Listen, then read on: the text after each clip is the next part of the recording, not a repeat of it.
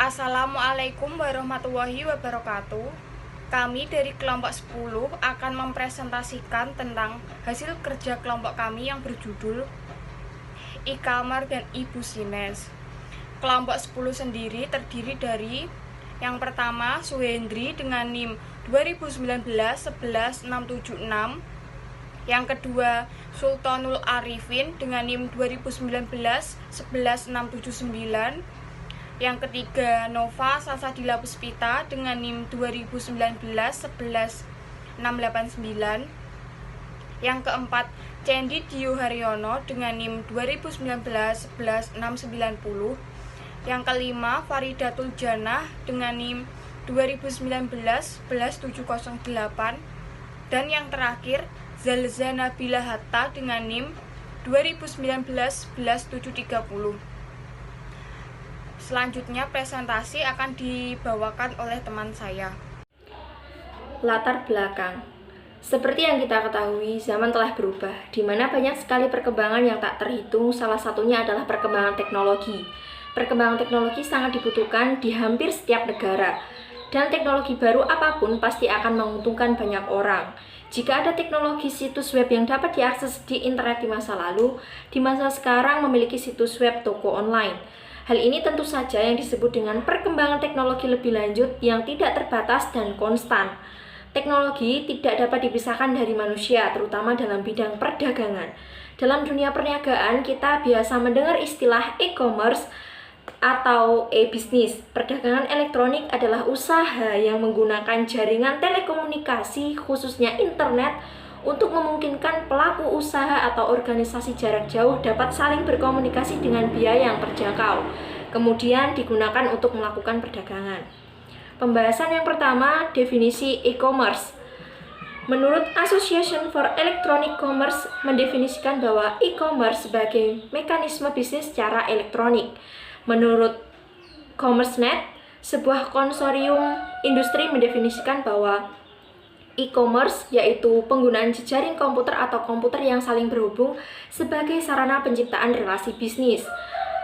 Menurut dari kalangan akademisi mendefinisikan bahwa e-commerce sebagai salah satu cara memperbaiki kinerja dan mekanisme pertukaran barang, jasa, informasi, dan pengetahuan dengan memanfaatkan teknologi berbasis jaringan peralatan digital.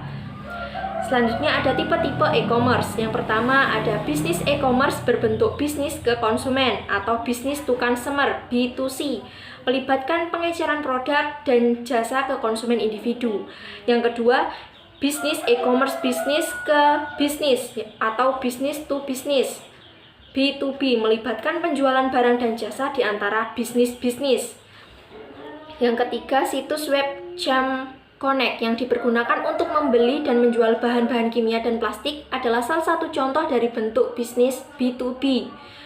Selanjutnya yaitu bisnis e-commerce berbentuk konsumen ke konsumen atau consumer to consumer C2C, ditandai dengan peningkatan pasar elektronik dan lelang online, khususnya di industri di mana suatu perusahaan bisnis menawarkan apa yang diinginkan dari beberapa supplier. Oke, selanjutnya akan dilanjutkan oleh teman saya. Oke, selanjutnya adalah keuntungan e-commerce terhadap perusahaan. Keuntungan e-commerce terhadap perusahaan tersendiri itu bagi berbagai berikut. Yang pertama adalah memperpendek jarak, di mana perusahaan dapat lebih mendekatkan diri dengan konsumen dengan hanya mengklik tautan-tautan yang ada pada situs, di mana konsumen dapat menuju ke perusahaan dimanapun saat mereka berada. Yang kedua adalah perluasan pasar, di mana jangkauan pemasaran menjadi semakin luas dan tidak terbatas oleh area geografis dimanapun perusahaan berada. Yang ketiga adalah efisiensi. Seperti disinggung di bagian sebelumnya, perdagangan elektronik akan sangat memangkas biaya operasional. Selanjutnya adalah prinsip-prinsip dalam mencermati perkembangan e-commerce.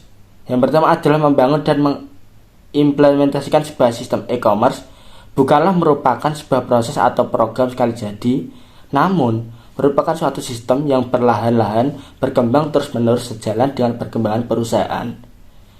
Tidak sedikit perusahaan-perusahaan besar yang memilih jalan evaluasi dalam memperkenalkan dan mengembangkan e-commerce di perusahaannya. Metode pembayaran e-commerce. Untuk metode pembayaran e-commerce di sini dibagi sebagai berikut. Yang pertama adalah transaksi model ATM. Transaksi ini hanya melibatkan toko online dan pemegang akun yang akan melakukan pembayaran dari akun masing-masing. Yang kedua adalah pembayaran dua pihak tanpa perantara. Transaksi ini dilakukan langsung pada kasir toko online atau cash money. Yang ketiga selanjutnya adalah pembayaran dengan perantara pihak ketiga, yaitu umumnya proses pembayaran yang menyangkut debit, kredit maupun cek masuk dalam kategori ini. Yang kelima yaitu adalah micropayment, yaitu transaksi ini penting dikembangkan karena sangat diperlukan pembayaran receh yang kecil tanpa overhead transaksi yang tinggi pada toko online. Untuk selanjutnya akan disampaikan oleh teman saya. Selanjutnya adalah keamanan sistem e-commerce. Ada beberapa transaksi yang perlu diamankan, sebagai contoh transaksi penjualan online, transaksi keuangan, email, file transfer, tanda tangan suatu kontrak dalam bentuk digital, informasi dari perusahaan untuk publik, sehingga tidak bisa diubah-ubah oleh orang lain, dan transaksi biaya bisnis lainnya. Teknologi dasar yang dipergunakan untuk pengamanan data untuk e-commerce yaitu kriptografi.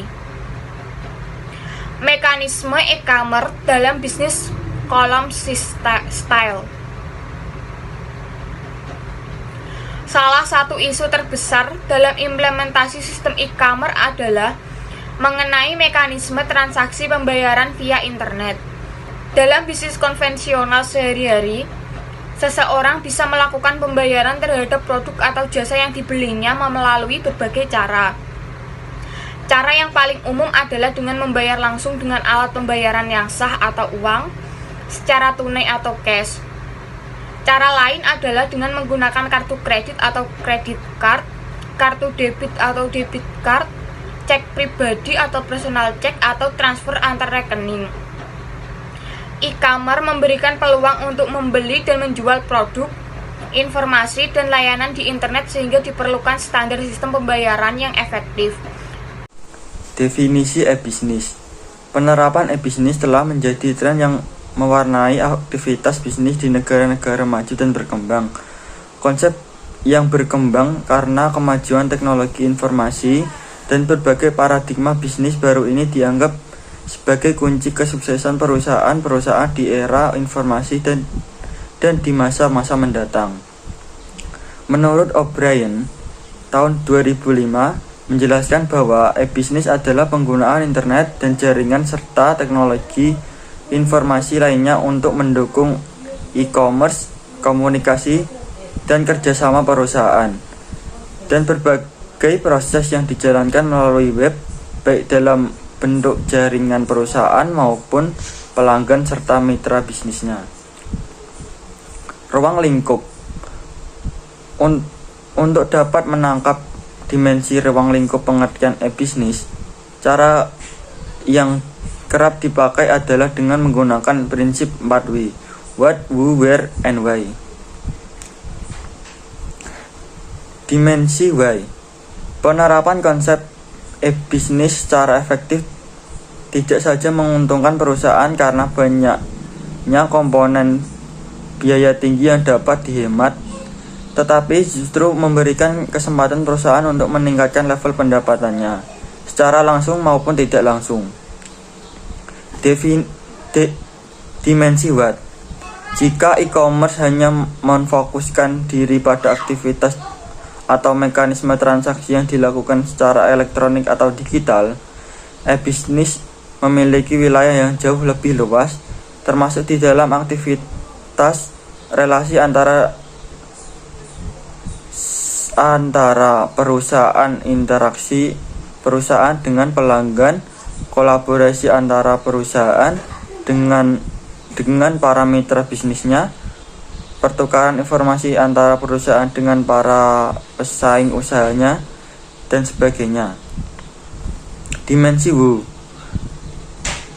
Semua pihak atau komponen yang melakukan interaksi dalam sebuah sistem bisnis atau serangkaian proses bisnis merupakan pihak-pihak yang berkepentingan dalam ruang lingkup e-bisnis. Paling tidak ada 7 A sampai G klarifikasi 11 output yang kerap dipergunakan dalam mengilustrasikan e-bisnis masing-masing agen, bisnis, konsumen, device, employer, family, dan government. Tidak sedikit awam mempertanyakan di mana sebenarnya kegiatan bisnis dapat dilakukan dalam e-bisnis. Jawabnya sangat singkat dan mudah, yaitu di mana saja sejauh pihak yang berkepentingan memiliki fasilitas elektronik atau digital sebagai kanal akses. Berbeda dengan bisnis konvensional di mana transaksi biasanya dilakukan secara fisik di sekitar perusahaan yang bersangkutan, maka di dalam e-bisnis interaksi dapat dilakukan melalui berbagai kanal akses. Baiklah, selanjutnya yaitu kegagalan dalam sistem informasi e-bisnis. Yang pertama, seringkali orang memandang sistem informasi e-bisnis adalah yang paling utama dan sangat penting. Sementara itu, melupakan komitmen dan konsistensi terhadap materi informasi, produk, dan respon layanan kepada konsumen.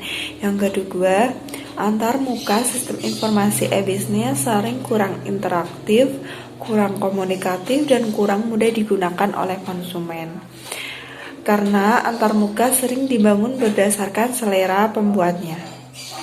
Yang ketiga, perubahan cara pandang, pola berbisnis, dan sistem dari tradisional ke lokal menjadi modern dan global. Sedangkan perusahaan dan pebisnis membutuhkan waktu untuk beradaptasi dengan perubahan tersebut.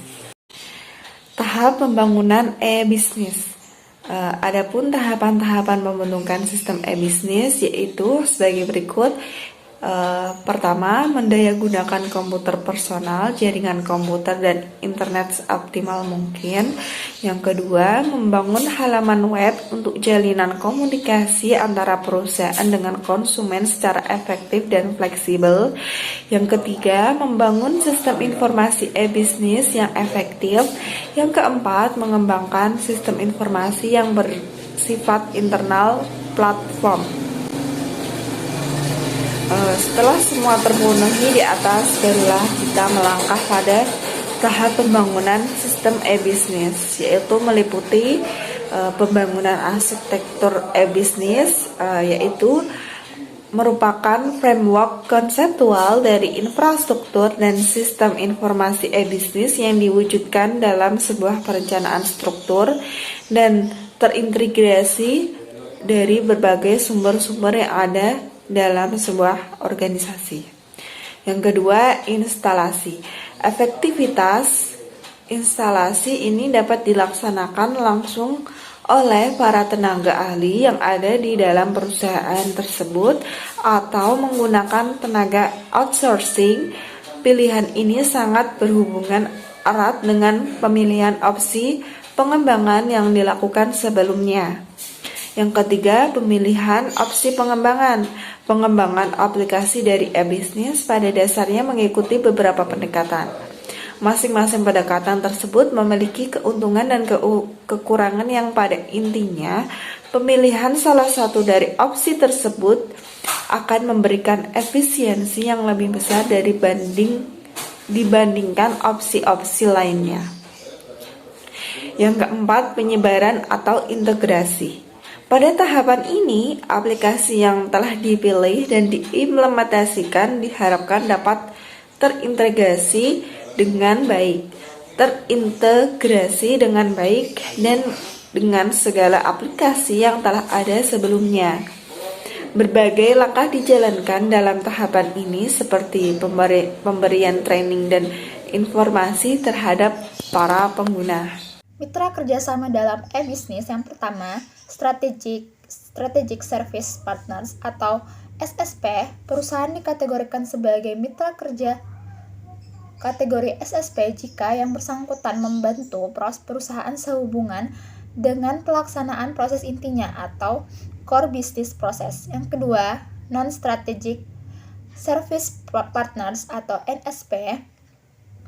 Cara kerja NSP kurang lebih sama dengan SSP, hanya saja yang dilakukan oleh mitra kerja ini adalah bukan melakukan proses inti, namun lebih memfokuskan diri pada aktivitas-aktivitas pendukung atau supporting proses. Yang ketiga, ada commodity supplier atau commodity supplier di antara berbagai bahan atau material atau sumber daya yang dibutuhkan perusahaan untuk menghasilkan produk atau jasa yang ditawarkan. Banyak terdapat bahan-bahan yang berupa komoditas. Yang keempat adalah value added supplier yang termasuk dengan VAS adalah mitra yang produk atau jasanya dipergunakan oleh perusahaan untuk meningkatkan nilai produk atau jasa yang ditawarkan kepada pelanggan.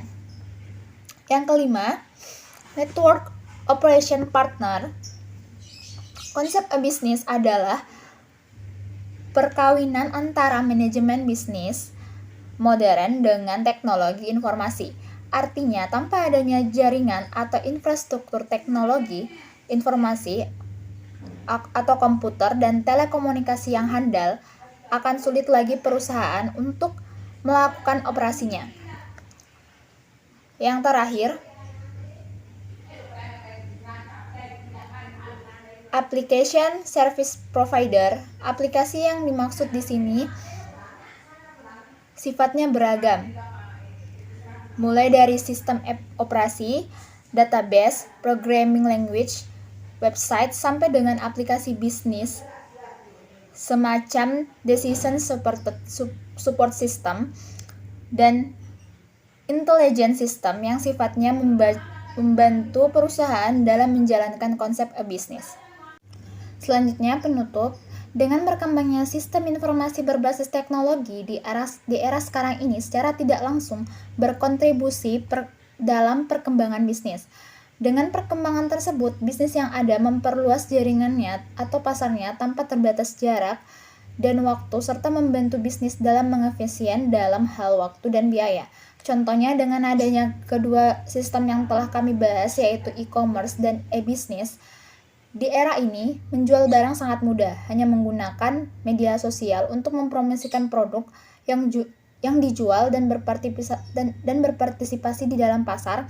Dengan kata lain, pada dasarnya berdagang secara online. Sekian presentasi dari kelompok kami. Apabila ada kesalahan kata, mohon dimaafkan. Terima kasih. Wassalamualaikum warahmatullahi wabarakatuh.